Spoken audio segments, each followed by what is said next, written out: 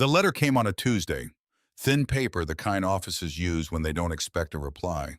Lena Callum almost threw it out with the grocery circulars.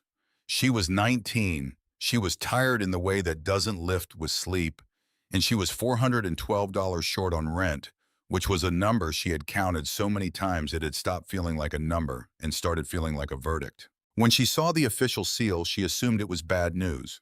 Another bill, another notice, another thing she could not pay. She opened it, standing up, bag of groceries still on her hip, and then she sat down slowly. The way you sit when your knees decide for you. Silas Callum is deceased, her maternal grandfather, dead 3 weeks, and she, Lena, was named the sole heir to his property. She read it again because the words did not fit together the way words were supposed to. She barely remembered him. A smell of pipe smoke and cold air. A pair of large, careful hands that moved like they were used to making things last. A voice that never talked down to her even when she was small. And then nothing. He left. He disappeared into the countryside, which was how the family said it when they meant we do not talk about him, because in the Callum family, Silas was a punchline. The man who dug himself into a hill. The man who threw away a perfectly good life to go live in the dirt. The crazy one. The useless one. She had heard it her whole life at holidays, at dinners, at the edge of every family story that needed a contrast. At least we are not like him. And now he was a return address in a single line of legal text. A residential structure with auxiliary facilities. Rural district. Assessed value minimal. Minimal. There it was. Even dead, he wasn't worth much. She called her mother first. Wren picked up on the fourth ring, which meant she had seen the name and taken a moment to decide whether she had the energy. "You got one too," Wren said. "Not a question. You knew. They called me weeks ago." A pause, the sound of a kitchen somewhere, water running. "I told them no. I declined. You declined an inheritance. I declined a problem, Lena." Her mother's voice went flat the way it did when a conversation was already over before it started. "It is a hole in a hill. You would spend more getting rid of it than it is worth. Let the state take it."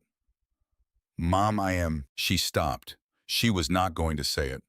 "I am broke." She never said it out loud. Saying it made it real, and real things could follow you into rooms you were trying to keep clean. "It is free," she said instead. "It is a house for free." A long breath on the other end. The kind that costs something. "It is not free," Wren said. Nothing he touched was ever free. And then quieter, almost, not for Lena at all. He always built strange things. He never listened to anyone. Click, not a hang-up, just a conversation that had run out of road. Lena sat in her small apartment with the hum of the refrigerator and the pile of envelopes by the door, arranged by due date like little markers in a field. She thought about the word useless, because here was the thing: nobody in her family knew the thing she never said out loud to anyone. She felt it too. She had dropped out of school in her first year. Money mostly, but also something quieter underneath, a sense that she was always a half step behind everyone else, that she was going to be the one the family pointed at next. At least we are not like Lena. So when she looked at that letter, a useless house from a useless man left to the useless girl, she laughed. Once. Short and ugly. Because of course. Of course he left it to her. The ones nobody wants get left to each other. That is just how it goes. She drove out 3 days later. Not because she decided, because she ran out of reasons not to. The plan was simple, and she said it out loud in the car like a spell. I look at it, I sign what I have to sign, I list it, I leave. 4 sentences, a whole life adjusted. The highway gave way to a smaller road. The smaller road gave way to gravel.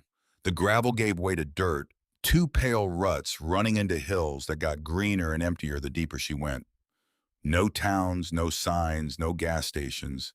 Just her and the rented car in a GPS that had started apologizing every 30 seconds and then gone silent entirely because even the satellite had given up trying to help her. She kept driving. You cannot reroute a road that is the only road. She almost missed the house. She slowed and squinted through the windshield and thought, that is just a shadow. That is just a dark patch on the slope where the trees get thick. And then it was not. The house did not sit on the hill, it went into it. From the front it looked almost shy. A face of gray weathered timber leaning slightly forward like something listening. A low roof worn smooth by years of wind and weather. And then the sides just vanished. The earth came up against the walls and kept climbing all the way to the eaves. Grass grew where shingles should have been. The house was not surrounded by land. The house was part of the land. Lena sat in the car for a long time with both hands on the wheel. She had expected sad. She had braced herself for sad. A leaning shack, a junk pile, something she could photograph and list and walk away from without guilt. This was not sad. This was something she did not have a word for yet. She turned off the engine. The quiet hit her like a wall of water. The front door was heavy and solid. The handle worn smooth, the brass the color of a hand that had opened it 10,000 times. She pushed and it moved without complaint, without the groan she expected, like it had been waiting for exactly the weight she put on it. Inside it was dim but not dark. Light came down from small windows set high in the walls, the way light comes into a church when it wants to be taken seriously. The air was cool, not cold, not damp. Just even. Like the room had decided on a temperature decades ago and never once reconsidered. She stepped in. A table, 2 chairs, a narrow bed, shelves lined with sealed jars and bundles of dried herbs hanging from a cord that had been knotted and reknotted until it frayed at the ends. Everything plain, everything placed. There was nothing pretty in the room, and there was nothing wrong with it either. No rot, no mold, no mice. Just dust lying thin and honest on surfaces that had been still for a while. It did not feel abandoned. That was the thing that caught at her and would not let go. It felt finished, like a man had built exactly what he needed, lived in exactly what he built, and then simply set it down and walked out of his own life with everything in its place. She set her bag on the table. The sound it made was small, swallowed by the room before it could mean anything. Okay, she said to no one. Her voice came back to her wrong, too big for the space. One night, she said, she tried her phone at the door, held it up, walked a slow circle just inside the threshold. No bars, not one.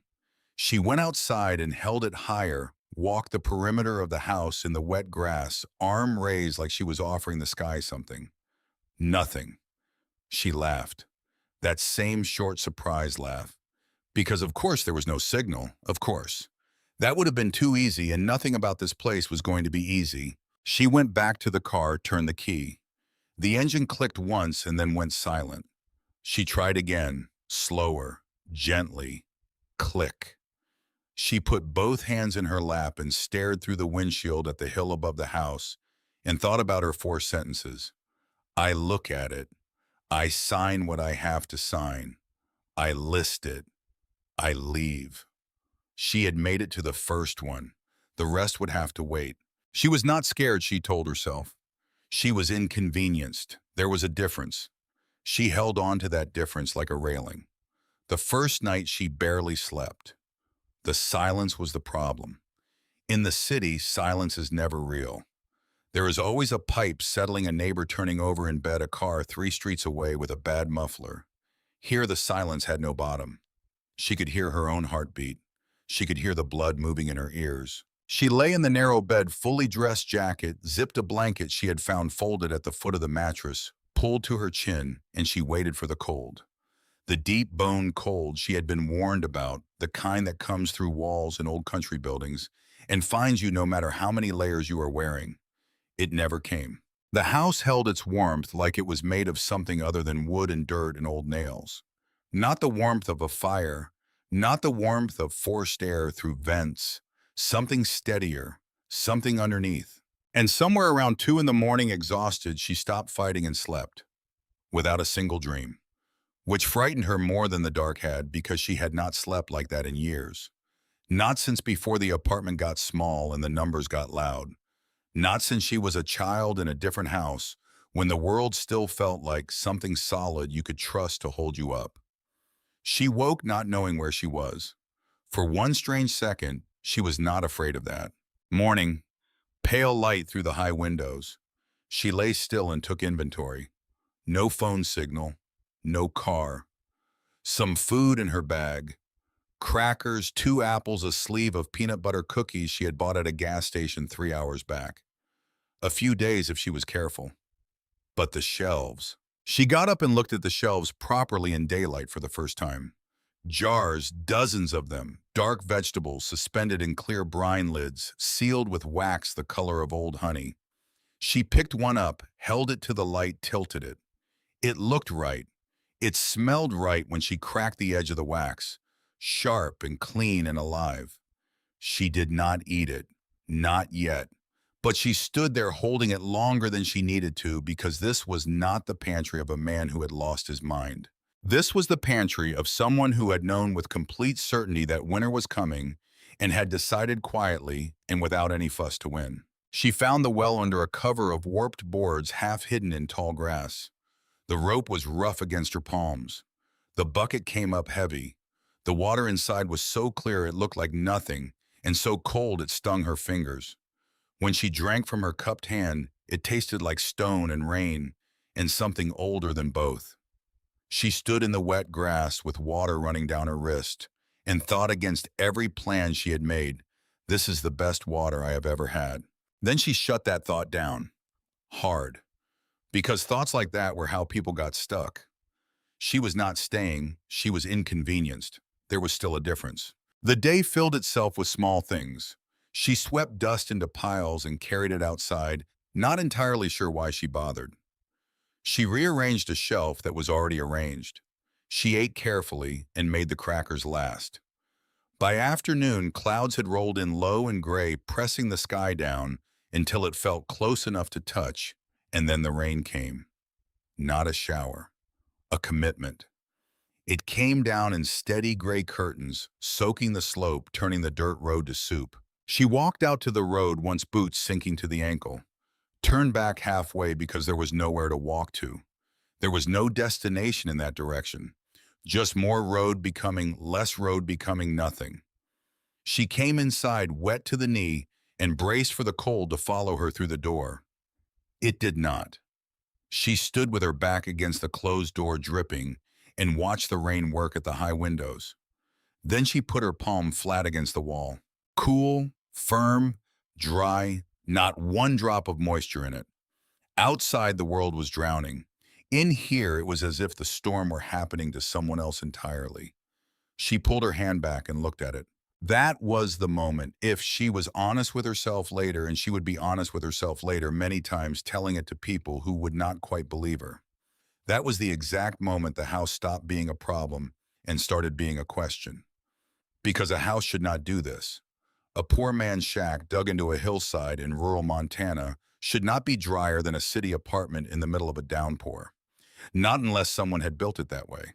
Not unless the man everyone called useless had known something that the people laughing at him did not. That night she lit the stove, fed it small pieces of wood from a stack beside it, wood that had been split to a uniform size and stacked with a tidiness that made her chest ache for a reason she could not name. The fire caught fast, eager almost, like it had been waiting for someone to ask it. She heated potatoes from a bin in the corner and beans from a can she had brought with her, ate slowly, and noticed halfway through that the fire was nearly out and the room was still warm. She had used almost no wood at all. She frowned at the stove, then at the walls, then at the floor. She went to bed that night thinking for the first time not about how to leave, but about how he had lived. The rain stayed 3 days. By the end of it, she had stopped jumping at the silence. She had learned the house's sounds, the soft settle of old timber adjusting to the night, the patient drip from the eave on the north side, the way the wind found one particular gap near the high window on the east wall and made it sing a single low note, always the same note, like something remembering. She had learned to cook on almost nothing, learned how long the dried beans needed before they would give, how little water was required if she kept the lid on right, how to bank the fire so it lasted through the night on 2 pieces of wood. Her body had slowed down to match the place. Her thoughts had slowed with it.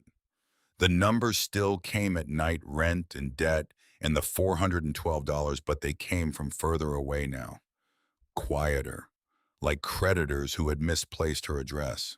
On the fourth day, the clouds broke. Pale sun, thin gold light moving across a steaming, soaked world. She went outside and stood in it and turned her face up and felt for one unguarded second something that was dangerously close to happiness. Then she went back inside to do the things she had been avoiding.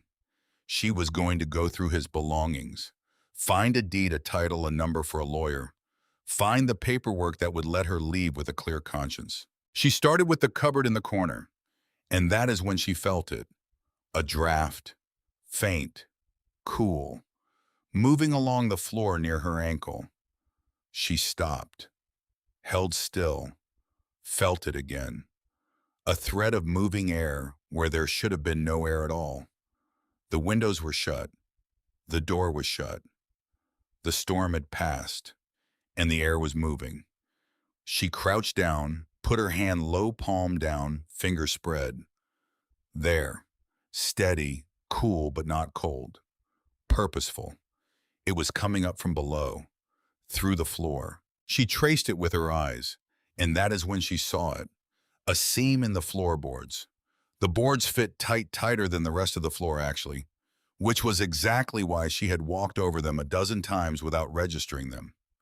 Her eye had slid right past the way it slides past a face you are not looking for. But now that she saw it, she could not unsee it. A rectangle, worn smooth at one edge, the wood polished by hands, by boots, by years of someone lifting it and going down. A door, hidden not by cleverness, but by familiarity, by a man who never needed to hide it because he was the only one who had ever known it was there. Lena sat back on her heels. She became aware of her own heartbeat again the way she had that first sleepless night. The house, which had seemed so complete, so finished, so small, had a downstairs. Not a metaphor, not a feeling. Literal space beneath her feet right now, breathing cool air up through a seam in the floor. She did not open it that day. She put the cupboard back where she found it. She stood up. She went outside and split firewood. She did not need to split, just to feel something solid give under her hands while her mind ran its circles. Because everything was changing shape. The story she had been told her whole life, the useless man, the crazy grandfather, the embarrassment, the hole in a hill did not match the house. The house was too smart, too dry, too warm, too deliberately, painstakingly built. And now the house had a hidden door. What kind of man digs a secret room and tells no one, a man hiding something? That was the obvious answer. The frightening one. Or a man who simply expected to be the only one who would ever need to know. She did not know which yet. She was not sure she wanted to. She lay awake that night with new eyes, looked at the ceiling, looked at the floor, thought about the space below, the air moving through it in the dark, the silence that was no longer empty, because she now knew it was full of something she had not yet been allowed to understand. She opened the door in the morning. After she had eaten, after she had said out loud twice to the walls that she was an adult, and this was her house, and a draft was just a draft. The latch gave without a fight, like it recognized the weight of her hand. The door lifted with a low groan of old wood, and a breath of cool air came up to meet her face. It carried a smell she would remember for the rest of her life. Earth, yes, but also dry timber and iron and something faintly mineral beneath all of it. Not the smell of a grave, not rot. The smell of a place that had been used and then carefully, deliberately left. A ladder went down into the dark. She found the flashlight she had packed, tested it twice, and put one foot on the top rung. The wood took her weight without a whisper. Solid as the day it was set. She went down. Daylight followed her for a few feet. Then it thinned. Then it let go entirely. She clicked the flashlight on and pointed it down, and the beam fell and found a floor much further away than she had expected. And then it found the room. She stepped off the ladder and turned in a slow circle, and the breath went out of her. It was bigger than the house above, much bigger. She moved through it the way you move through a place you are afraid to disturb. The first section was the bones of it. Thick wooden posts rising at even intervals, their surfaces dark with age, but without a single crack in them. Heavy beams running between them, fitted with a precision that had nothing accidental in it. The floor under her boots was layered stone leveled, covered in packed earth that someone had cared about. This was not a hole. A hole is what you dig in a panic. This was engineered. She swung the light upward and saw narrow openings cut into the earthen ceiling, fitted with metal pipes that ran off into the dark. Ventilation, built on purpose, not patched together, designed by someone who had done the calculations first and then done the work after. She put her hand on one of the posts. Smooth, polished by years of one hand passing over it in the dark. A man's hand. His hand. The second section stopped her cold. Long wooden racks low to the ground, curved impressions worn into the wood at even intervals. She stood looking at them before she understood. Stalls, small ones sheltered, built for animals that stayed out of the wind and out of the light. There were iron rings set into the posts at chest height. Channels in the floor, sloped and swept clean, made for keeping the space manageable. He had kept animals down here through the cold months. And then she understood the other thing. The thing that made her sit down on the edge of a rack and press her hand over her mouth. The animals were not just animals, they were heat. A body gives off warmth. Put warm bodies low, let the heat rise through the floor above, and you have a furnace that eats hay instead of money and never once asks for anything in return. He had not been hiding from the world down here.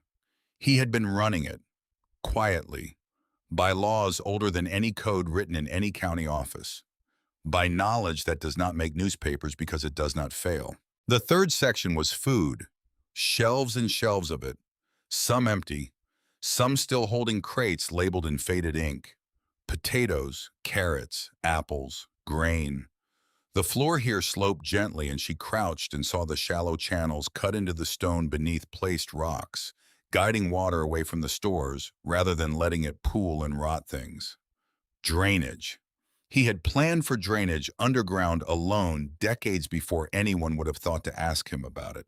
She opened a crate and found tools wrapped in cloth, oiled and clean, and arranged in an order so deliberate it was almost a kind of devotion. There was no mold anywhere. She noticed that before she fully understood why it mattered. In a room cut into the earth, mold should be the rule, not the exception. But the air was dry. The air was clear. The air moved. A man had made the earth breathe. At the far end, against the back wall, she found the table. A workbench, scarred and dark and honest. And on it, lying flat and patient, as if it had been set down the day before and was waiting for someone to pick it up, a notebook. She picked it up. The cover was soft from handling, the pages stiff but whole. She opened it. His handwriting, small and neat and economical, like a man who had never wasted ink because ink was something you had to drive 20 miles to buy. Numbers, measurements, temperatures recorded across seasons. Little diagrams drawn and crossed out and drawn again. Notes on airflow. Notes on moisture levels. Arrows and corrections and adjustments, each one nudging towards some standard only he could see. Until the page was not the raving of a man who had lost his mind, but the record of a mind that was patient and rigorous and completely, utterly relentless. She sat down on the low bench, let the flashlight rest on the table, its beam catching dust motes drifting slow through the cool, still air. And Lena Callum, 19 years old and $412 short, raised on the story that her grandfather was the family shame. Read her grandfather's handwriting in the dark, under the hill he had built with his own hands. She turned a page and found a line written in the margin, underlined once. Not a measurement, not a diagram. Keep them apart, it said. About the potatoes. One bad one is a story about all the others if you let it. She read it 3 times, because it did not sound like a man writing about potatoes.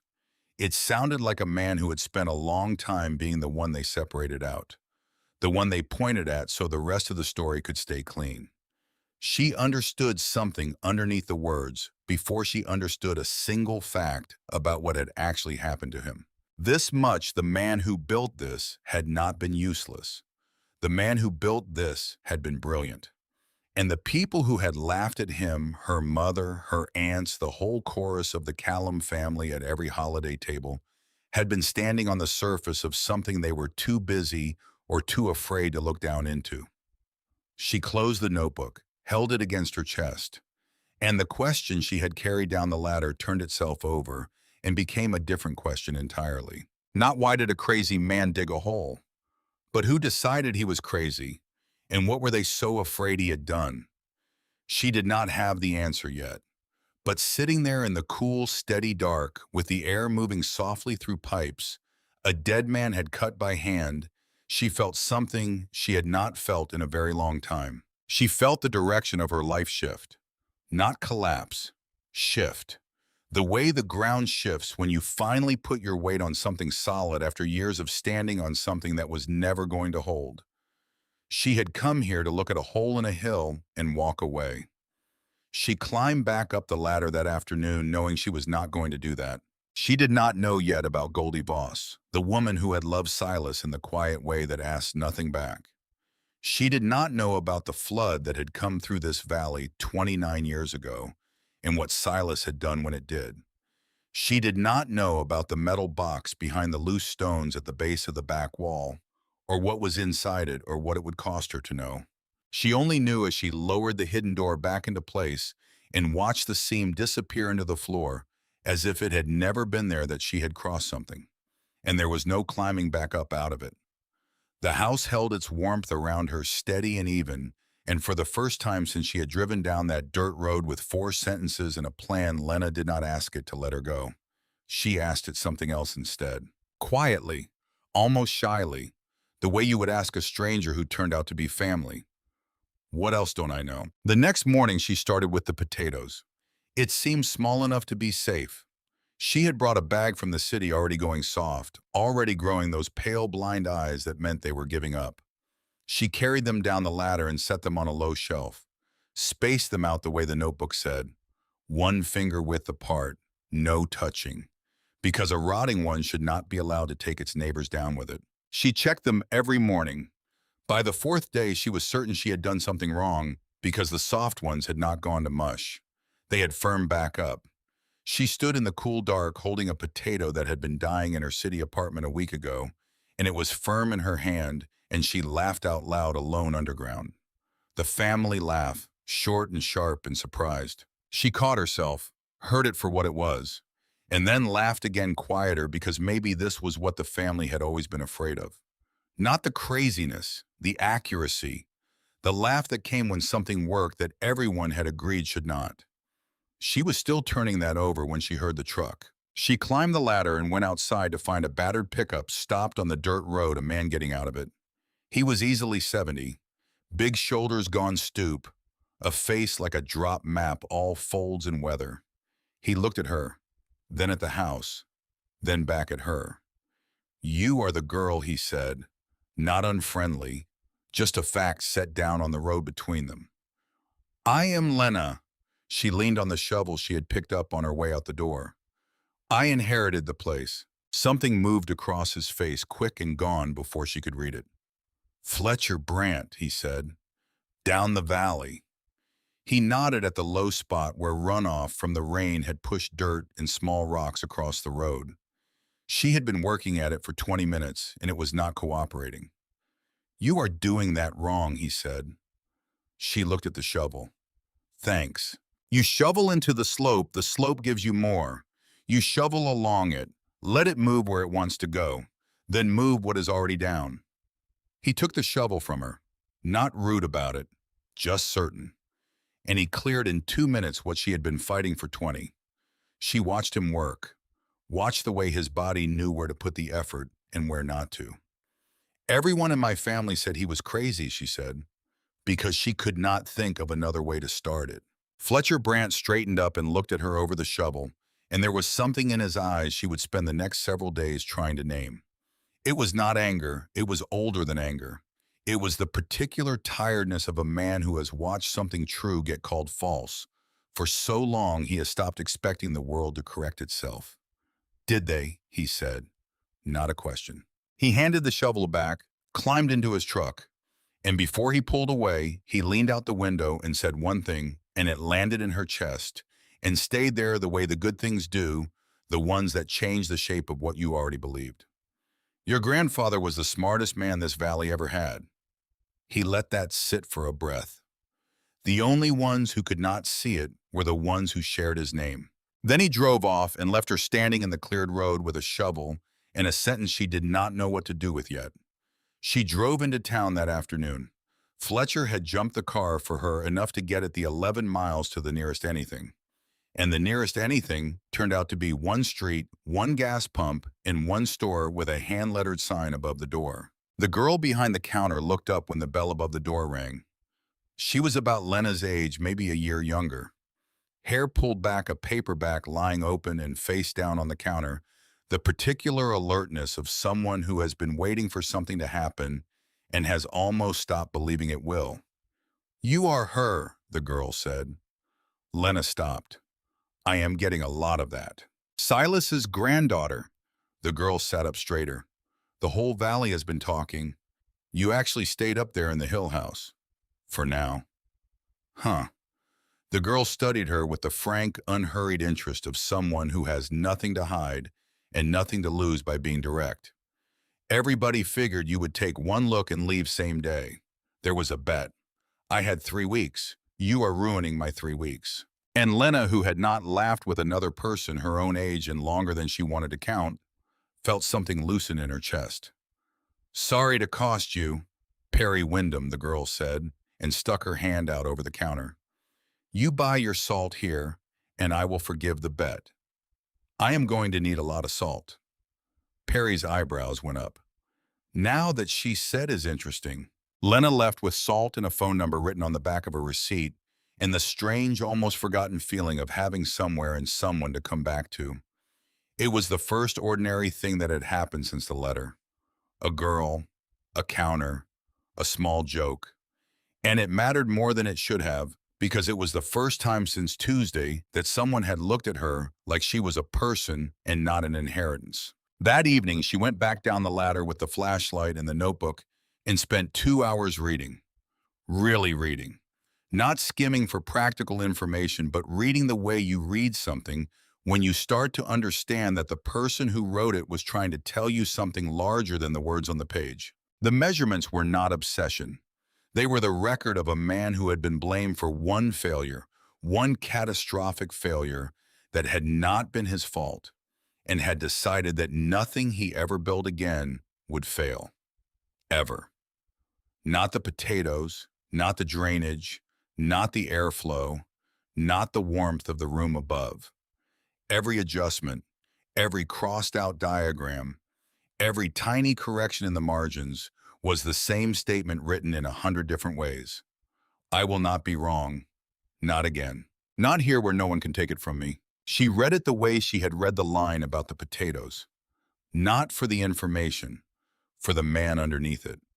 And toward the end of the second notebook, tucked into the corner of a page otherwise covered in temperature readings, she found the small diagram. The back wall. A rough sketch, just a few lines. And in the corner of it, a small X. And next to the X, one word. Later. Like he had known. Like he had left a trail for someone patient enough to follow it. Like he had placed a word on a wall before she had been old enough to know which direction to walk. She put the notebook down and looked at the back wall in the beam of the flashlight. At the rough surface of it. At the stones set into the earth. At the slight irregularity near the base of it, 3 courses up from the floor, where the stones did not quite sit flush with the ones around them. She did not touch it that night.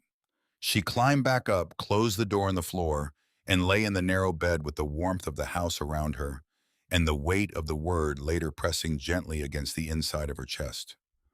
Tomorrow, she thought, and slept. She came back the next morning with her hands. Not with a tool, not with a plan, just her hands. She went down the ladder in the gray early light before she had eaten or spoken a word out loud, or given herself time to talk herself into caution. She walked to the back wall, crouched at the base of it, and pressed her palms flat against the stones that did not quite sit flush with the ones around them. Cool, firm, and when she pushed gently, just testing the way you test uncertain ground before you trust your full weight to it, nothing moved. She sat back on her heels and looked at it. The diagram in the notebook had been simple. A few lines, an X, the word later. No instructions, no mechanism described, no arrow pointing to the thing she was supposed to push or pull or lift. Just the faith that whoever came down here would be paying close enough attention to figure it out on their own. She started at the top of the irregular section and worked her way down, pressing, feeling, testing each stone for the particular give that the others did not have. Third row from the floor, second stone from the left. When she pressed the lower left corner of it, something shifted. Not the stone itself, something behind it. A small mechanical click, dry and clean, the sound of a thing that had been made precisely and had not been touched in a long time. A section of the wall swung inward. Not a whole panel, just enough. A gap narrow the width of a man's shoulders if the man was not broad. Cool air moved through it, different from the cellar air. Older, stiller. She pointed the flashlight in. A second room, small, maybe 8 feet by 10. The walls here were not earthen but stone-fitted, tight and dry. Shelves on 2 walls empty now, and on the floor centered, sitting on a flat piece of slate as if presented a metal box. Longer and flatter than anything else she had found. Dark with age but not with rust. Someone had oiled it. She carried it to the workbench, set it down, and stood looking at it for a moment before she opened it. Because she understood, in the way you understand things before you can explain them, that this was different from the notebook. The notebook was a record. This was a decision. A man had put something in a box and sealed it and built a wall in front of it and left it for later, and later had turned out to be her, and whatever was inside it was going to change the shape of things. She opened it. Engineering documents. Old ones, the paper browned at the edges and stiff but legible, every line of type still clear. Memos on company letterhead. And beneath those handwritten pages, in the same small, economical script she had been reading for days. His handwriting. But not the careful technical notation of the notebooks. These were letters. Formal ones. Dated. She picked up the first memo. The letterhead read, Halloran Structural Group. The date was 35 years ago. She read slowly, and as she read, the shape of it assembled itself in her mind, the way a photograph develops gradually, the outlines first, and then the details coming in until the whole thing was there and undeniable. Silas Callum had been a senior structural engineer for Halloran Structural Group. He had been assigned to a tunnel project in western Pennsylvania, a commercial freight tunnel, a major contract, significant money involved.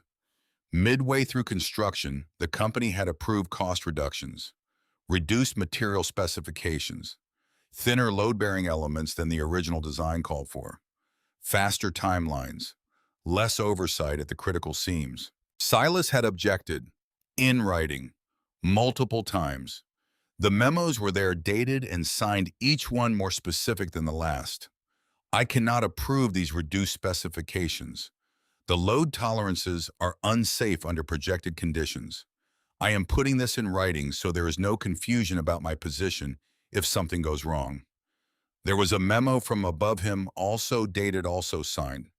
The cuts were approved anyway. Over his written objection, by 2 men whose signatures were clear. 3 months later, the tunnel collapsed. 4 workers died. She set that page down carefully and picked up the next one. A newspaper clipping folded. The headline named the engineer responsible for the failed design. The engineer whose specifications had been inadequate. The engineer who had, according to sources within the company, been warned but had failed to act. The engineer's name was Silas Callum. She sat with that for a long time. The flashlight rested on the bench. The cool air moved through the pipes above her. Outside, somewhere far above, the morning was going on without her, the light moving across the hill the way it always did, indifferent and patient. Down here, everything was still. He had kept it, all of it. The proof that the warnings were his, the proof that the approval was theirs, the proof that the four people who died had died because someone above him had signed a piece of paper over his written objection and then handed him the name that went in the newspaper. He had kept it for 35 years and never used it. She understood the house differently now. She understood the notebooks differently. She understood the second chair at the table and the level floor and the drainage cut into the stone and the warmth that never failed. She understood what it meant to be a man who had been handed a lie with his own name on it and had decided somewhere in the long silence of this hill that the only answer worth giving was to build something that could not be called a lie. He had been right, and he had known he was right, and he had gone quiet anyway, and built this, and waited. She did not know for what. She was beginning to think she might be it. She was still sitting with the papers in her lap when she heard footsteps on the slope outside.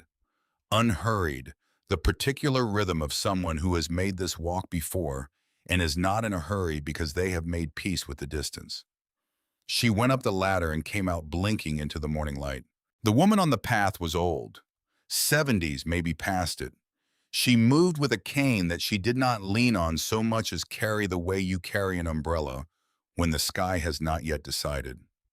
Her hair was white and cut close. Her face was the face of someone who had been beautiful for a long time and had stopped caring about it without ever losing the quality that had made it so. She was carrying a tin. She stopped when she saw Lena, looked at her the way Fletcher Brand had looked at her, that quick assessment, that reading of something only visible to people who had known this place for a long time. "You would be Wren's girl," the woman said. "Lena Callum," Lena said. A pause. A small, crooked smile that cost the woman something to produce, but that she produced anyway. "Silas called me Goldie." She held out the tin. "I made too much. Thought you might want some." She was lying. Lena could see that she was lying, could see that this tin had been made specifically for this walk up this hill, that the lie was a form of courtesy, a way of giving without making the receiving feel like charity. Inside the tin were cookies, still warm. Goldie Voss did not leave that afternoon, or the next. She came up the hill the way weather comes, slow and certain, filling the space before you have decided whether you want it filled. The first thing she did before she set the tin on the table was put one hand on the door frame and look around the room the way you look at a place you have been missing without admitting it. "He built this for one," she said, "but he built that second chair for a reason. He never would say what." Then she made tea. The way a person makes tea in a place they have made tea before, without asking where anything is, without opening the wrong cabinet. They cooked together that week, more than once. Goldie showed Lena how to test the brine with the back of her hand, how a good ferment should smell like the sea on a clear day, and a bad one like a swamp after rain. She showed her how to press a cheese and feel for the give that means it is ready and the different give that means it has already gone. She moved slowly on her bad hip, but her hands did not know they were old. Her hands remembered everything. "He taught me half of this," Goldie said one afternoon, pressing a thumb into a wheel of pale cheese. "And I taught him the other half." She did not look up. "That is a marriage, you know. Not the paper. The half and half." Lena looked up. Goldie did not. "We never had the paper," the old woman said to the cheese, not to Lena. "Some things you leave where they are warm." She did not say more. Lena did not ask. But she understood then the second chair. She understood the second room she had not known about until 3 days ago. She understood the word later written in the margin of a notebook in the dark. He had been building toward someone the whole time, toward more than one someone, toward anyone patient enough and stubborn enough and willing enough to come down the ladder and look. Lena made a mistake with the cheese on a Tuesday. It was a confident day. She had been doing this for 3 weeks and it was working. The potatoes were firm, the ferments were clean, the brine smelled the way it was supposed to smell, and she felt for one afternoon like she had it figured out. So she put Goldie's wheels near the fermentation crocks. The air there was moisture, deliberately so kept that way for the cabbage. There was a whole page in the notebook about it. She had read the page. She had just not read it carefully enough because she thought she already knew, which is the particular arrogance of someone who has gotten just good enough to be dangerous. She found it 4 days later. The white bloom going wrong. The smell shifting from sharp to something off. Something that had turned a corner it could not come back from. 4 of Goldie's wheels, the old woman's entire season's work, brought up the hill and trusted to Lena's care, and one of them was on the edge of being gone. The voice came back fast and hard. Of course! Of course you did this! You ruin things! You ruin everything people trust you with! This is exactly what you are. She stood in the cool dark with the failing wheel in her hands and listened to it. Let it run. And then she did something she had never done before with that voice. She waited for it to finish, and when it finished, she set the wheel down and got the notebook. Found the page she had not read carefully enough. Opposite ends.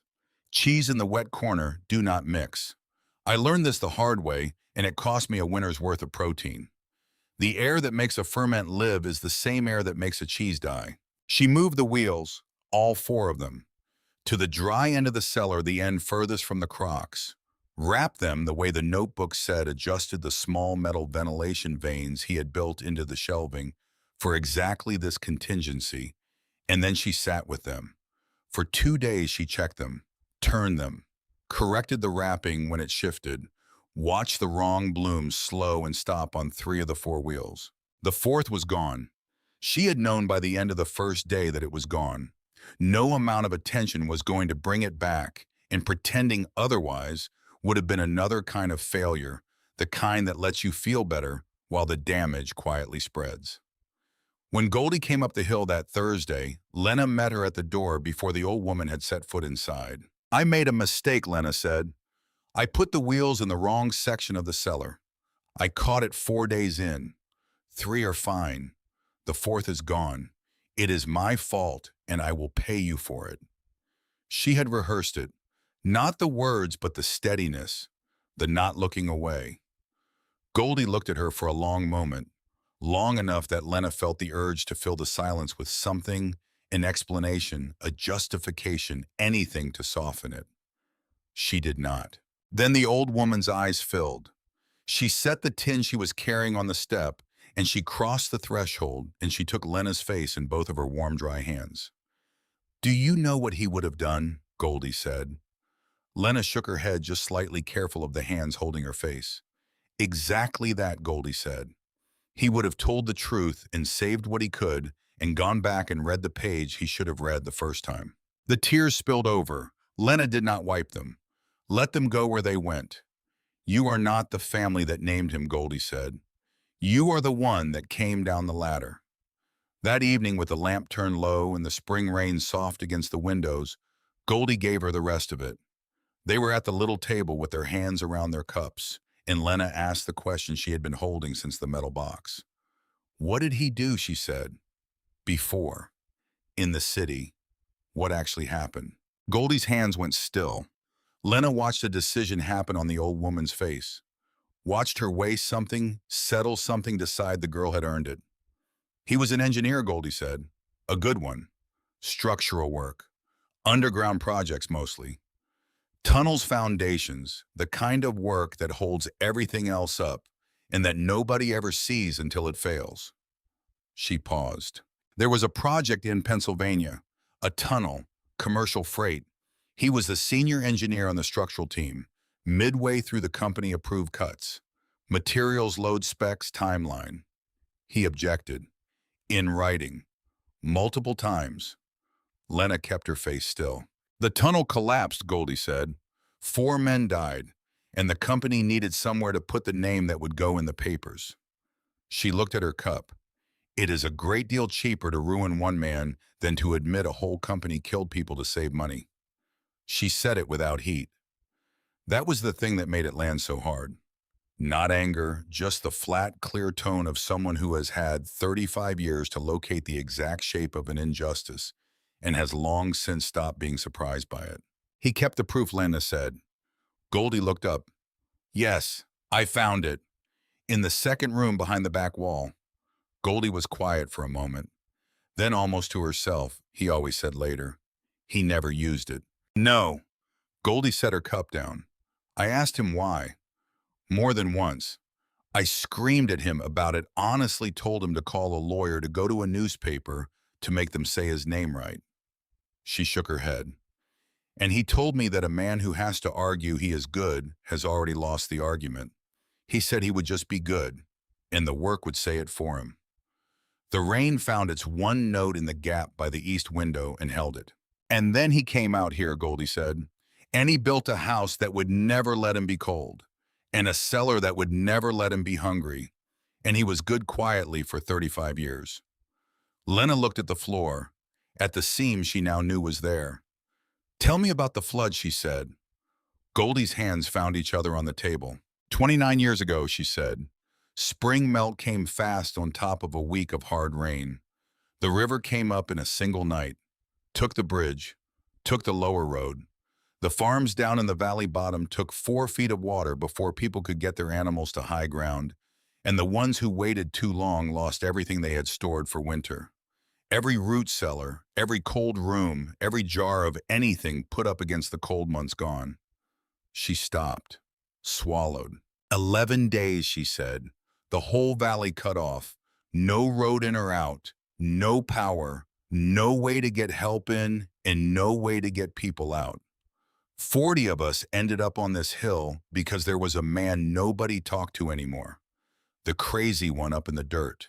And he came down through water to his chest with a lantern held over his head, and he did not say a single word about being right. Lena did not breathe. He just opened that door in the floor, Goldie said. The same door Lena thought. The seam, the latch that gave without a fight. He fed 40 people for 11 days out of that cellar, Goldie said. Children and old folks and the same men who crossed the street from him on Sunday mornings in town. And he never once let it feel like charity. He set the table the same way every day. Like we were expected. Like he had always known we were going to need it someday. Her voice caught. I think that is what the whole thing was for, she said. I think he built a hill that could save a valley. And then he waited nearly 30 years to find out if anyone would ever need it. They needed it, Lena said. They needed it, Goldie said. And then the water went down, and the road came back. And by summer they were calling him crazy again, because that was easier than owing him. People will forgive you almost anything before they will forgive you for being the one who saved them. Lena could not sleep that night. She lay in the narrow bed with the warmth of the house around her and stared at the ceiling and felt the whole architecture of her childhood come apart quietly in the dark. Because she had been told a story. The crazy grandfather, the hole in the hill. At least we are not like him. And the story was a lie, not a small misunderstanding, not a matter of perspective. A lie that a company had manufactured and a newspaper had printed, and her family had swallowed whole because it was easier than the truth, and the truth was too large and too costly to carry. And the truth was this: a good man had been destroyed for telling the truth, and then he had come out here and been good anyway alone for 35 years. He had built a hill that could shelter 40 strangers, and they had thanked him by calling him crazy one more time when the water went down. She thought about the holiday tables, the jokes, the voice. At least we are not like Grandpa. She had let it go past her 100 times. She had never once asked what it meant. What did he actually do? She had been told a man was worthless, and she had never once checked. She lay in the warmth he had built and felt the full weight of that. Let it be as heavy as it was. Did not try to make it lighter. In the morning, she drove to the city. 4 hours there, 4 hours back. She had not planned to tell her mother everything immediately. She had thought she would ease into it, find the right moment, choose the right words. But when Wren opened the door and saw her face, the easing was not an option. They sat in the kitchen, the same flat overhead light, the same hum of the refrigerator. Wren looked at the metal box on the table between them and did not touch it. "What is this?" she said. "Read it," Lena said. Wren's hand moved toward the papers. Stopped. Read the dates, Lena said. Quietly. Not unkindly. His warnings before the collapse. his handwriting. And then the memo from above him also dated approving the cuts over his written objection. The kitchen was very still. "Why didn't he use it?" Wren whispered. "You know why." "I don't." "You do," Lena said. And Wren looked up at her daughter across the table, and then she broke, quietly. The way Wren did everything quietly because the loud had been trained out of her a long time ago, and it had never come back. She broke with her hands flat on the table, and her head going down, and her shoulders pulling in all of it, folding inward quietly the way she had done everything quietly for 40 years. "I was 9, Wren said. To the table, to the papers. I was 9 years old and they said things at school. The other children said what their parents had read in the papers, and I came home and I looked at my father and I thought, what if they are right? What if everyone is right and I'm the only one who is wrong just because I love him?" She stopped, started again. "And by the time I was old enough to know better, I had said it so many times that it had become true to me. It was easier. A crazy father is his own fault. But a father who is right," she stopped again. "A father who is right means the world can do that to a person, and there is no reason it cannot do it to anyone. And I was not brave enough to believe that and still get up every morning." Lena reached across the table and took her mother's hand. "He left it to me," Lena said. "I think because he knew you could not carry it. I think he thought maybe I could. I do not know yet if he was right, but I came to ask if you would help me try." Wren looked at their hands on the table. Then she squeezed. Once. Firm. There was something else Wren said after a long moment. Her voice had changed. Gone careful and inward the way it goes when you are excavating something that has been buried for a long time, and you are not sure what shape it is going to be when it comes out. He had a desk. Before all of it. In the house we grew up in. He used to work at it in the evenings. There was a drawer, except it was not a drawer. Lena was very still. "He showed me once when I was small," Wren said, "before I learned to be ashamed of knowing things about him." She looked up. "Check the workbench. Look for a panel that is not a panel." Lena drove back the same night. She went down the ladder before she had taken off her jacket, went straight to the workbench at the far end, ran her hands along the underside of it, slow palms flat, the way you feel for something in the dark when you cannot afford to miss it. There. A seam, barely a seam, a panel set flush with the underside of the bench, no handle, no visible latch. She pressed the left side of it. Nothing. Pressed the right. Nothing. Pressed the center and felt it give just slightly and slid the panel sideways. A space behind it, shallow the depth of a man's forearm. Empty except for one thing. A letter. In a plain envelope sealed. And on the front, in the small, neat handwriting she had been reading for weeks, one word. Lena. Her name. Her full name, not her mother's name, not the estate or the heir, or to whom it may concern. Her name written in a dead man's hand on a letter sealed inside a desk inside a cellar under a hill in Montana. He had known. He had known it would be her, not Wren, not an attorney, not the state. Her. The girl nobody was betting on.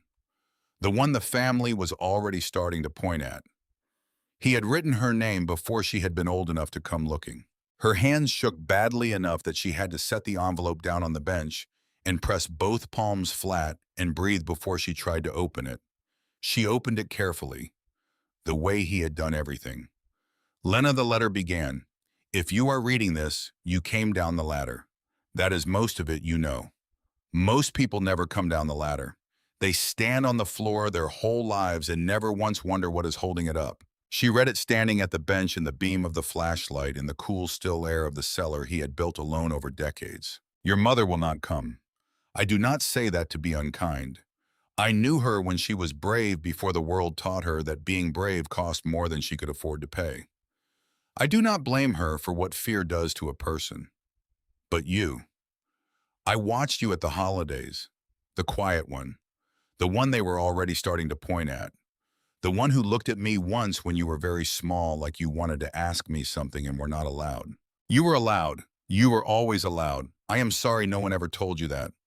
They will come for the hill. Maybe they already have. The same people with a new name. They always get a new name. They will want what I built, and they will want the papers I kept, and they will offer you money to make it all go quiet and go away. Do not sell, not for pride. I am finished with pride. Sell it if you are starving. I mean that. A house is not worth a life. But if you are not starving, if you found the cellar and it is feeding you and it is feeding the valley the way I always meant it to, then understand what you are holding. I never patented the designs. I did not want them owned. I wanted them given. There is a folder beneath this letter. A lawyer I trusted put the work in your name free and clear, with one condition he wrote in himself because he thought it was right, and I did not argue. Anyone may use it. No one may own it. Forever. That is the inheritance, not the house. The house is just where I kept it warm. Be good, Lena, not loud. Good. The work will say it for you. Your grandfather, Silas. Under the letter, exactly as he had said, was the folder. Thin, legal pages. The designs in her name free and clear. Owned by no one. Forever. She sat down on the floor of the cellar with the letter in one hand and the folder in the other, and she did not cry right away. She read the letter again first, and then a third time. And somewhere in the middle of the third reading, the thing that cracked open was not grief exactly. It was older than grief.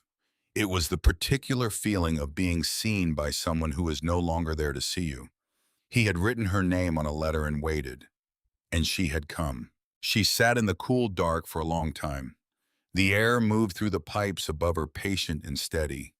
The warmth of the house pressed down through the floor, and at some point she stopped reading and just sat in the place he had built with the thing he had left her and let herself be found. She was still sitting there when the sound came. A knock, clear and deliberate, at the door above. She climbed the ladder, crossed the floor, opened the heavy door. The man on the step was perhaps 50, well-dressed in the particular way of a man who dresses down on purpose, who chooses practical boots and a plain jacket specifically to put the person he is visiting at ease. He had the kind of face that had learned to seem warm from the outside while doing its actual work from somewhere further in. He held out a card. "Conrad Ashby," he said. "Ashby Partners." He smiled. "I represent a development group with interests in the valley. I was hoping for a few minutes of your time." She stepped back and let him in. He sat at the little table, the same table where Goldie had given her back her grandfather. He looked around the room with the practiced appreciation of a man who has learned to find something to compliment in every space he enters. "Innovative," he said, "for its time. The thermal mass, the natural insulation. Whoever built this understood things that most people are only now beginning to talk about." He named a number. It was more money than Lena had ever seen attached to her own name. A number with a door inside it, and the door opened onto a different life. A city apartment with heat that came from a thermostat, and a bank account that did not make her feel like a wall was closing in. She looked at the number on the paper he had placed on the table. She asked him one question. "Why now?" she said. "Markets shift," Ashby said smoothly. "Smart investment requires looking ahead." "You drove 20 miles of dirt road," Lena said, "to a property assessed at minimal, to offer me a number like this, for market shifting." His smile arrived a half-second late. She noticed that. "Take the weekend," he said, standing. "Opportunities like this have a short window." He left his card on the table and walked out, and the sound of his car on the dirt road faded slowly into the ordinary sounds of the valley in the late afternoon. Lena stood at the table with his card in one hand and the folder from the hidden compartment in the other. She looked at the name on the card, Ashby Partners, and below it smaller a Heritage Group company, Heritage. She set the card down, went to the metal box, took out the memos, read the letterhead on the top page one more time. Halloran Structural Group, a Heritage company, same machine, different name. 35 years and a rebranding, and the same hands that had put her grandfather's name in a newspaper instead of their own were now standing in his kitchen offering her money to go away quietly. They did not want to buy a house. They wanted to bury a body a second time. And the body was not Silas Callum. The body was the proof, the designs, the decades of work a disgraced man had done in the dark where they thought no one would ever think to look. They had come to own it or to make it disappear, which for a company like this amounted to the same thing. Lena set both pieces of paper down on the table side by side. She stood in the warm house that could not be made cold and looked at the two names that were one name and felt something settle into place in her chest. Not anger, something cleaner than anger. Something that had been there since she first felt the draft come up through the floor and followed it down into the dark. He had built this place to say something. He had filled it with proof and designs and warmth and left her name on a letter and waited. She was going to say it for him. She did not sleep that night. Not because she was afraid, though the card on the table had a weight to it that a piece of cardboard should not have. She did not sleep because she was thinking, and the thinking had a quality she had not felt before, focused and cold and clear, the way the water from the well was cold and clear. Nothing extra in it, nothing that did not belong. She sat at the little table with the two pieces of paper in front of her, and she thought about what she had and what she did not have, and what she was going to need. What she had: the memos, the handwritten warnings dated before the collapse, the approval signed above his objection, the newspaper clipping with his name printed wrong, the folder with the designs in her name owned by no one forever, the notebook, the cellar, the house that had outlasted everything they had tried to do to him. What she did not have: a lawyer, money to pay a lawyer, time because Ashby had said the window was short, and men like Ashby did not say things like that without meaning them. And she did not have, not yet, any way of knowing how far they were willing to go. She found out 3 days later. It started with a notice on the door. Official county letterhead, Ravel County Department of Building and Safety. A formal complaint had been filed against the property at her address. Multiple complaints. Structural safety concerns related to an unregistered subsurface dwelling. Health code violations related to food preparation and storage in an uninspected facility. Zoning irregularities related to commercial activity conducted without proper licensing. An inspection was scheduled. The date was 11 days out. She stood on the step and read it twice, and then looked out at the valley below, the hill green and still in the morning light, and understood that the weekend Ashby had given her had already been a performance. He had filed these before he knocked on her door. The offer and the threat had been prepared at the same time, in the same office, by the same hands. He had come here with a smile in one pocket and this paper in the other, and he had decided which one to use first. The call to Perry came that same afternoon. Lena was down in the cellar when it happened, and she found out when Perry drove up the hill that evening, with her jaw set and her hands tight on the wheel. "A lawyer called the store," Perry said, standing in the doorway, not coming in yet, as if she needed to say it before she could cross the threshold. "Said I had been distributing uninspected food products sourced from an unregistered facility. Said the liability exposure was significant." She looked at Lena steadily. "He had the name of every person who bought anything here that came from your cellar." Lena was quiet for a moment. "How many people is that?" Perry thought about it. 30 maybe. 35. "He has their names. He listed 4 of them on the call," Perry said, "by name, to let me know he had the rest."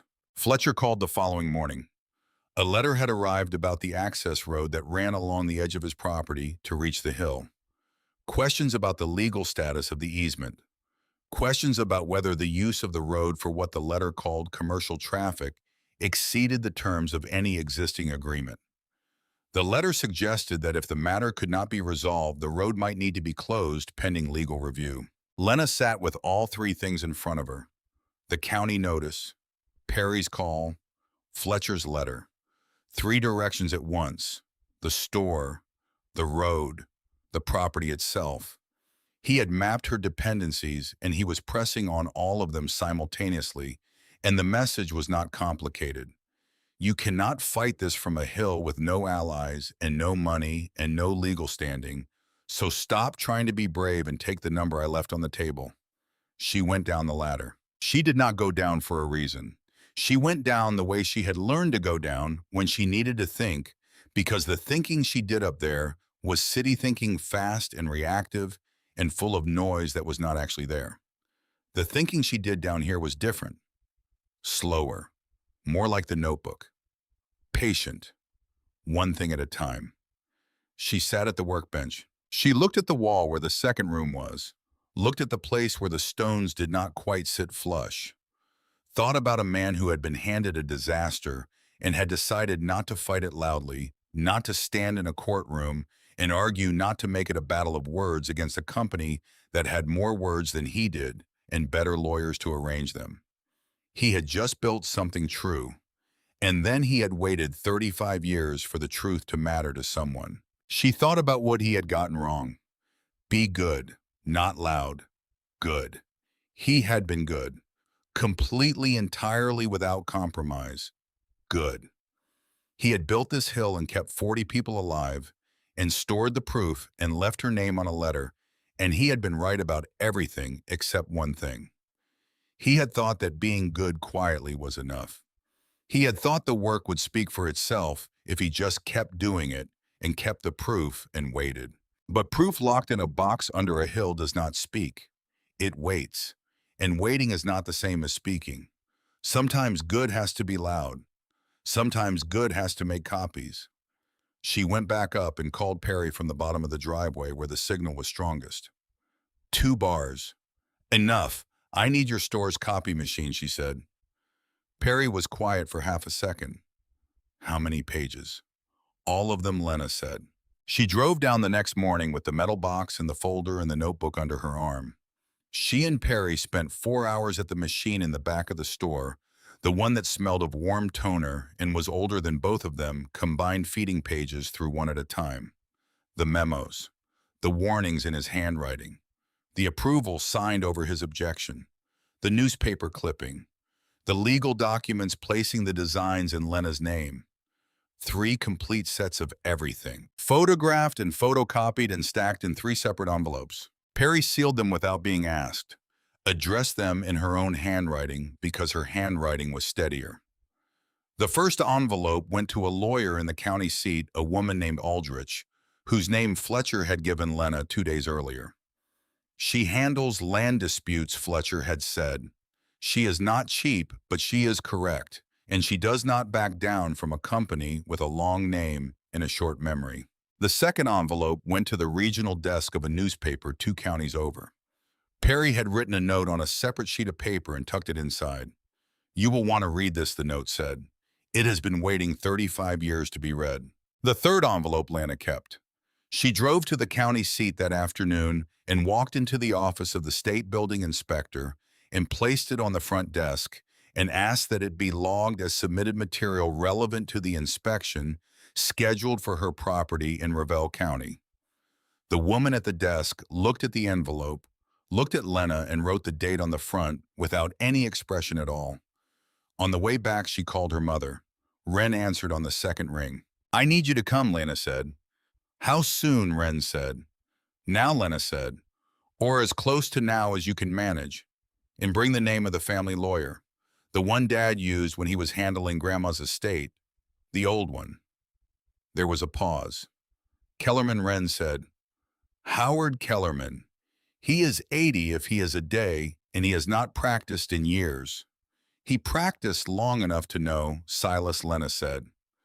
I need someone who knew Silas and is not afraid of a long name on a letterhead. Another pause. I will leave in the morning, Wren said. Ashby came back that same evening. She had not been expecting it that quickly, and when she heard the car on the road, she had a moment, just a moment, when the old voice rose up cold and fast. You are not ready. You do not have enough. He is going to come through that door, and you are going to fold. She stood at the window and watched his car stop. She put her hand on the door frame. The wood was warm. The wood was always warm. She took a breath. She opened the door before he knocked. He came in and sat at the little table, and this time he did not compliment the house. The warmth he had brought on his first visit had been packed away like a tool he no longer needed for this particular job. What remained was efficiency. the face of a man who has decided that pleasantries have served their purpose and it is time to move to the part of the conversation that actually matters. You have had time to consider, he said. I have, Lena said. She sat across from him, did not offer tea. Then I want to be direct with you, he said, since you seem to value that. He set his hands flat on the table, calm, unhurried. I have looked at your situation carefully. A 19-year-old who left school in her first year, significantly behind on her previous rent before this property came to her. No formal income since she arrived here, or none that has been reported. Running what amounts to a food storage and distribution operation out of an unregistered underground structure with no health inspection, no licensing, no liability coverage. He let that sit for a moment. People could get sick, he said. People could get hurt. And when that happens, who do you think absorbs the consequence? You personally. Not the valley, not your neighbors. You. And you have no resources to absorb it with. The tone was still warm. That was the thing. The tone stayed warm the entire time, which was the most frightening part of it, because it meant he had done this before.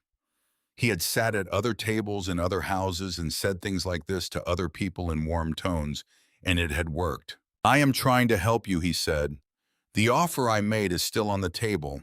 It is generous and it is clean. You walk away from a situation that is going to become very complicated very quickly, and you walk away with enough to start something real somewhere else. He slid the paper across the table. The number on it was the same as before. Lena looked at it. The voice came up again, not as loud this time. It was there, the familiar shape of it, useless. You cannot win this, take the money and go. But it was further away than it had ever been, and she recognized it now for what it was. Not her voice. It had never been her voice. It was the voice of everyone who had stood on the surface of something and never once wondered what was underneath. She reached past the paper he had placed on the table and picked up the folder she had set there before he arrived. She opened it to the page she had marked and placed it in front of him. That is a memo, she said, dated 35 years ago, from Halloran Structural Group, a heritage company. His eyes dropped to the page. The memo approves a set of structural cuts on a tunnel project in western Pennsylvania. The senior engineer on that project objected in writing multiple times before the cuts were approved. The tunnel collapsed 3 months later. 4 men died. Ashby did not move. The engineer who objected was named Silas Callum, she said. The company gave his name to the press, not the names on the approval memo. His name. And then Silas Callum came out here and built this house and kept that memo and every other document that went with it for 35 years in a box behind a wall in the cellar under our feet. She let that sit. Copies of everything in that box are currently with a lawyer in this county, a regional newspaper, and the state building inspector's office, she said. They were delivered this morning. There is nothing in any of those envelopes that is not also in multiple other places. She watched his face, watched the warmth drain out of it, not suddenly but gradually, the way heat leaves a room when the door has been opened too long. What was left underneath was not anger either. It was the particular stillness of a man recalculating. The property you want to purchase, she said, was built by the man your company destroyed. The designs in this folder are in my name legally with documentation. They cannot be purchased or absorbed or made to disappear because they are not mine to sell. They belong to anyone who wants to use them and to no one permanently. That is in the legal language of the transfer. Forever. She leaned forward slightly. You came here to bury him a second time, she said. Buy the hill, get the proof, make it all go quiet. But this is not going to go quiet. The same hands that put his name in a newspaper 35 years ago are not going to put this hill in a filing cabinet. Go back down that road and tell whoever sent you that the quiet is over. She picked up his card from the table, the one he had left on his first visit. She placed it in front of him. The girl came down the ladder, she said, and she found everything. Conrad Ashby sat at the little table in the warm house for a long moment. The house pressed its warmth against him, The steady, impossible warmth of a place built by a man his company had spent 35 years pretending had never been worth listening to. You could see it reach him.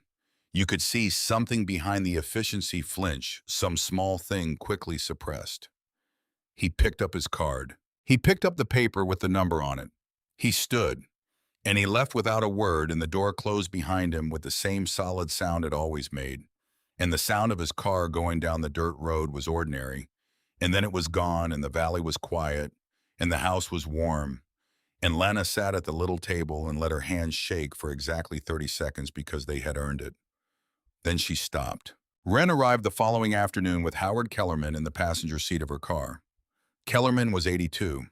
He was thin and moved carefully and had the eyes of a man who had been paying attention for a very long time and had no intention of stopping. He shook Lena's hand at the door and looked at the house with the particular look of someone seeing something they had heard described for years and finding the reality larger than every description. Silas built this, he said. Not a question. He built it, Lena said. Kellerman nodded slowly. I told him when he left the city that whatever he built next would be the thing they remembered him for. He said he was not interested in being remembered. He was interested in being useful. He came inside and sat at the table where Ashby had sat the night before, and the difference between the two men at the table was so complete that Lena had to look away for a moment. She laid out everything: the memos, the timeline, the county notice, Perry's call, Fletcher's letter about the road, Ashby's 2 visits, the envelope she had sent. Kellerman read slowly, did not rush, did not comment while he read. When he finished, he set the last page down and folded his hands on top of the stack. The complaints will be dismissed, he said. The county notice, the road letter, the store call. They are pressure tactics, not legal actions. They have no standing if this property has existing permits, which it does because Silas filed everything he built. Always. He was meticulous about that. Lena felt something loosen in her chest. The more interesting matter, Kellerman said, is this. He touched the original memos from the box. This is a document establishing corporate liability in a wrongful death case involving 4 individuals. The statute of limitations on the original incident has passed, but the active suppression of exculpatory evidence by a successor company, a company that rebranded but maintained the same ownership structure, is a different matter. He looked at Lena over the papers. A newspaper is going to be very interested in this story. They already have a copy, Lena said. Good, Kellerman said. Then we wait 3 days and call them. The inspection was scheduled for the following Tuesday. Lena was ready for the fight. She had Kellerman's number on a card in her back pocket. She had the permits Silas had filed, copied, and organized in a folder on the table. She had Perry on call in Fletcher's truck, visible from the window, parked at the bottom of the drive, because he had shown up that morning without being asked and said he supposed he would be nearby in case anyone needed a witness to anything. She was not ready for the man who got out of the state truck. He was perhaps 37. Solid build, careful movements, the face of someone who had learned to keep his expression neutral while his mind was working. He carried a clipboard and introduced himself as Inspector Rennick Hale, State Division of Building Safety. He asked to see the structure. She showed him everything. The house first, the walls, the roof, the ventilation. The permits Silas had filed. Then the door and the floor. She opened it without hesitation now. She was done hesitating. She went down first, and he followed, and she showed him the cellar the way you show a place when you have stopped needing to explain it and started needing to share it. Rennick Hale moved through it slowly. He did not speak for a long time. He looked at the posts and ran his hand along the grain of one of them. He crouched at the drainage channels in the stone floor and traced the slope with one finger. He looked up at the ventilation pipes. He stood in the stall section and looked at the rings in the posts and the channels in the floor, and she could see him understanding what they were, for understanding the system, understanding the intelligence of it. He went quiet in a different way in the 3rd section. Quieter than inspection quiet. Something personal had entered it. She waited. He stood at the far end of the cellar, his back to her, his flashlight pointing at the back wall. When he turned around, his face had changed. "I know this place," he said. She did not say anything. He was not looking at her. He was looking at the middle distance at something that was not in the cellar with them. "I was 8 years old," he said. "We had been without food for 2 days. My mother had stopped telling me it was going to be fine because she had run out of ways to say it that I would believe. And then there was a knock on whatever door we had left. A man stood there with a lantern and water still running off him, and he did not say a single word. He just turned and walked back up the hill and looked over his shoulder once. And my mother picked me up and we followed him. He opened that door," Rennick said. "I remember the smell coming up, earth and iron and something dry underneath something the water had never touched. He brought us down here. He put a bowl in front of my mother and she cried. Not from gratitude exactly. From the shock of being treated like a person who deserved to eat after 2 days of wondering if she had been wrong about that. He did not make a single remark about the flood or about any of us being there. He just set the table. The same every day for 11 days. Like we were guests he had been expecting for a while. His flashlight beam was steady. His hand was steady. Only his voice had something else moving in it. That is why I do this job," Rennick said. "I write safety codes. I inspect structures. I keep buildings from falling on the people inside them. Because a man nobody believed in showed me when I was 8 years old what one that would never fall looked like." He looked at her directly. "And then I grew up and found out what they had done to him, what the company had said, and what the papers had printed, and there was nothing I could do. He was gone before I had any standing at all." He walked back to the workbench, set his clipboard down on the scarred wood surface, uncapped his pen. "This structure Inspector Rennick Hale said is unusual." He wrote as he spoke. "It is also exemplary. The engineering is sound. The documentation is complete. The maintenance is exceptional. It is functionally superior to the majority of structures I inspect in this state." He signed the form. There is no basis for closure. There never was. He tore off a copy and held it out to her. "Anyone who says otherwise can take it up with me directly." At the latter he paused with one hand on the rung. "He saved my life," Rennick said, "and my mother's life, and 38 other people that I know of. Tell me how I pay that back."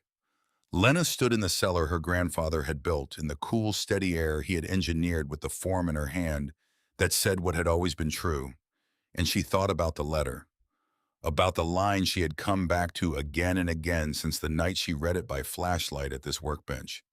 "Anyone may use it. No one may own it. Forever." "Help me give it away," she said. The newspaper story ran 10 days later. She did not see it coming out. She knew it was coming. Kellerman had called and said it was coming, but the morning it appeared she was down in the cellar checking the ferment crocks, and she did not know until Perry drove up the hill mid-morning with a copy of the paper folded under her arm and her eyes bright. The headline was not dramatic. It did not need to be. It read, "Engineer cleared by documents he kept for decades." And beneath that, smaller granddaughter releases evidence implicating company in 1989 tunnel collapse. The story named the company, the old name and the new name. It printed the dates on the memos. It quoted the language of Silas's written warnings. It described the collapse and the 4 men who died. It described the rebranding. It described a development company arriving at the door of the engineer's granddaughter with an offer to purchase the property that contained the evidence. It did not quote Lena extensively. She had not wanted to be quoted extensively. She had given the reporter one sentence and asked that it be printed exactly. The sentence was, "He kept the proof for 35 years and never used it because he believed the work would speak for itself. I used it because sometimes good has to be loud." His name ran in the paper, Silas Callum, straight, without qualifications, without the framing that had surrounded it for 35 years. Just his name and what he had actually done and what had actually been done to him. It did not undo 35 years. Nothing undoes 35 years. But his name ran straight, and the valley read it, and the people who had called him the crazy one up on the hill, some of them still living. Most of them not had the thing named that they had always known underneath, that they had thanked him for with 11 days of hot food and then gone back to their ordinary lives and tried not to think about too hard. Wren read the paper at the kitchen table in the house on the hill. She read it slowly. She set it down and sat for a long time with her hands in her lap. Then she said she wanted to go down. Lena opened the door in the floor and went down first, and Wren followed carefully, holding the sides of the ladder rather than the rungs. It was the first time Wren had been in the cellar. She stood at the bottom of the ladder and looked around at the posts and the beams and the careful stonework and the shelves and the ventilation pipes and the workbench at the far end, and she was quiet for a very long time. She walked slowly through it, the way you walk through a place when you are trying to hold it inside yourself, trying to keep it. She ran her hand along one of the posts. She stood in the stall section and looked at the rings and the channels. She stood in front of the food shelves. She crouched at the drainage cut into the stone. At the workbench, she stopped. She put both hands flat on the scarred surface and looked at it for a long moment. And then she turned and put one hand against the earthen wall, the cool, packed earth, and stood there with her palm flat against it, not moving, not speaking, just standing in the thing he had built with the wall of it under her hand. He was warm down here, Wren said, the whole time. All those years while we let him be cold to us, he was warm down here. He was never cold, Mom, Lena said. That is what I keep trying to understand. He was not bitter. He was not broken. He built warmth the same way he built everything else, precisely, patiently for the long run. He just built it somewhere the people who wanted to name him could not get their hands on it. Wren nodded, did not speak for a moment. Then she said it. To the wall. To the cool dark. To the man whose handwriting she would have recognized anywhere, whose careful, economical hands she had watched move across paper when she was a small girl and had spent 40 years pretending she had not. I am sorry, Papa. Just that. Just those words in her quiet voice in the room he had made. I should have come down the ladder. The echo of it settled into the earth around them. The ventilation pipes carried it somewhere. The air moved the way it always moved, patient and steady, the way he had designed it to move so that the space would breathe indefinitely without anyone having to tend to it. They stood together in the cellar for a long time, mother and daughter, in the thing the man they had both failed and loved had built with his own hands in the dark. Goldie moved up to the hill that spring. The second room was there, the one that had always been there, that Silas had built without explaining, and that Goldie had never asked about, because some things you leave in the warm where they belong. Goldie's hip was bad, and the workshop was going to be here, and the drive up from the valley had been getting longer every season, in the way that distances grow when your body starts keeping its own time. The room fit her as if it had been built for her measurements, which Lena suspected it had. Goldie did not talk about what she and Silas had been. Some things you leave in the dark where they live best. But that spring she wore a thin ring she had not worn before Silver Plain, and on the cold nights when her hip made sleep difficult, Lena would find her in the main room with her eyes closed and a small, still smile on her face, listening to the air move through the pipes a dead man had cut by hand, listening to something Lena could not hear, smiling at someone who was not there, or who was always there, depending on how you thought about it. The first workshop was on a Saturday in late April. Lena had not planned it formally. She had said to Perry, who had said to the people who came into the store, that anyone who wanted to come up to the hill on Saturday morning was welcome to, that there was something worth seeing, that it was free, that it would stay free. 17 people came the first time. Lena opened the door in the floor, and they all went down. She showed them the structure the way Rennick Hale had shown her, explaining the posts and the beams and the spacing and what it meant for load distribution. Rennick came himself and stood near the front and explained it in the language of a man who had grown up owing this structure his life and had spent nearly 30 years learning the vocabulary to say why it had worked. Goldie sat up at the long shelf and showed them the ferments, how to test the brine with the back of the hand, how a good one smells and what the smell means, how you pack it so the brine breathes for it. Her hands moved through it the way they had always moved, without hesitation, without the particular self-consciousness of teaching, just doing the thing correctly and letting people watch. Fletcher stood at the back with his arms folded and his expression suggesting he was not moved by any of this. He was not fooling anyone, and he knew it and did not care. Perry kept a list on a notepad of who had come and what they wanted to know, and who needed a ride up from the valley, and who had a question she could not answer on the spot and would look into before next time. She had produced the notepad from her jacket pocket when the first person arrived and had not put it down since. It turned out that running a thing was exactly what Perry had been waiting to do. And now that she had a thing to run, she was doing it with the focused intensity of someone finally operating at the level they had always been meant for. More people came the next month, then more. Then people came from past the valley, from towns 2 hours away, from places with their own hard winters and their own thin margins, and their own grandfathers who had known things nobody had ever thought to write down. They drove the dirt road, and they went down the ladder, and they stood in the cool, steady air, and they learned for free, always free. Anyone may use it, no one may own it, forever. The legal language of the transfer sat on the shelf in the cellar next to the notebook, because Lena had decided that was the right place for it.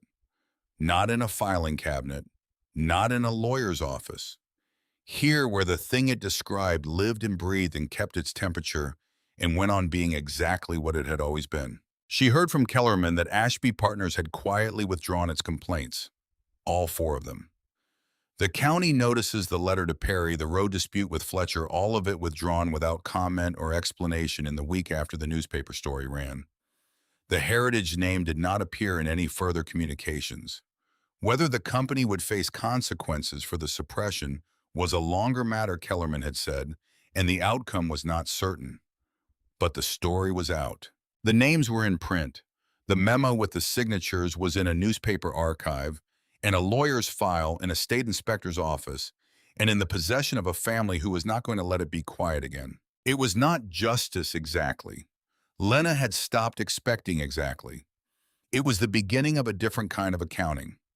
The kind that does not happen in courtrooms, but happens in the slower, steadier place where a thing's actual value is finally measured.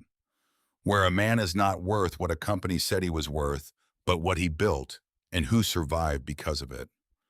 One evening in late October, Lena was on the hill when the light went.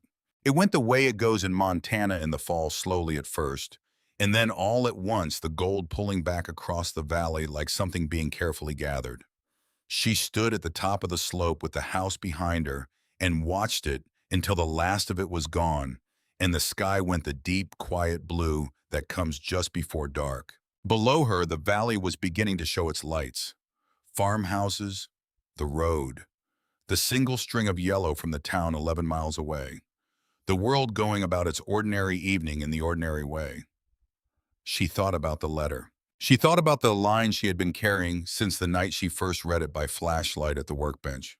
She had broken the first half of it. She had been loud when loud was what it took. She had made copies and walked into offices and put a piece of paper on a table and said the thing that needed to be said. She did not regret it. She was not going to regret it. But the second half she had kept. Be good, not loud. Good.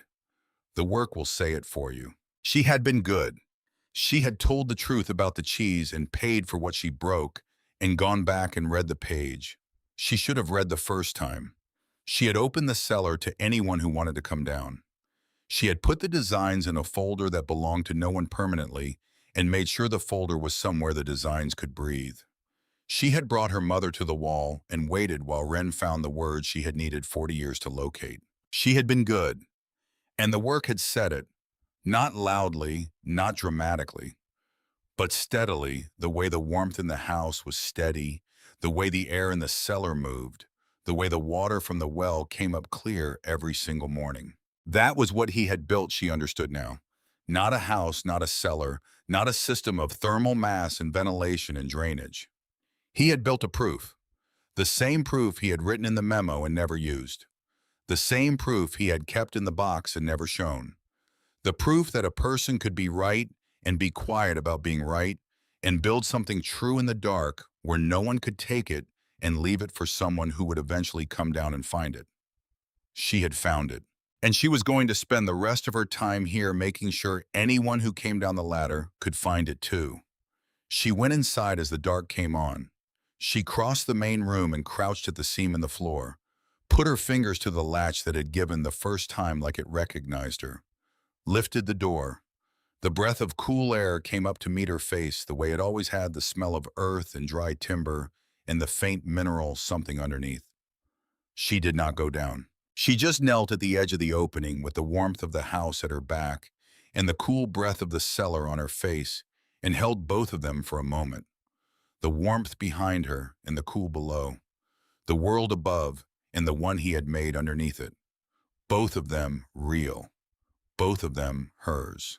Then she set it to the dark below, to the workbench and the notebook and the wall that had opened when she pressed the right stone, to the post-polish smoothed by one hand passing over them in the dark for 35 years, to the second chair at the table above her and the ring on an old woman's hand and the inspection form on the shelf that said exemplary, no violations, exactly as he had always been. "Good night, Grandpa." She lowered the door. The latch caught with the same dry, clean click it always made. The seam settled back into the floor and disappeared the way it always did, invisible, unless you knew to look obvious once you did. The house held its warmth around her, steady and even and patient, the way it had held it through the rain and through the winter and through the 35 years before she came, and through the 11 days a valley had needed it, and through every quiet night it had stood here alone on the hill, with no one inside it waiting for someone patient enough to come down and find out what it knew. It had been built to outlast the hands that built it, to go on being true after the man who made it true was gone.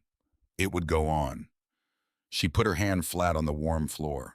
It would go on.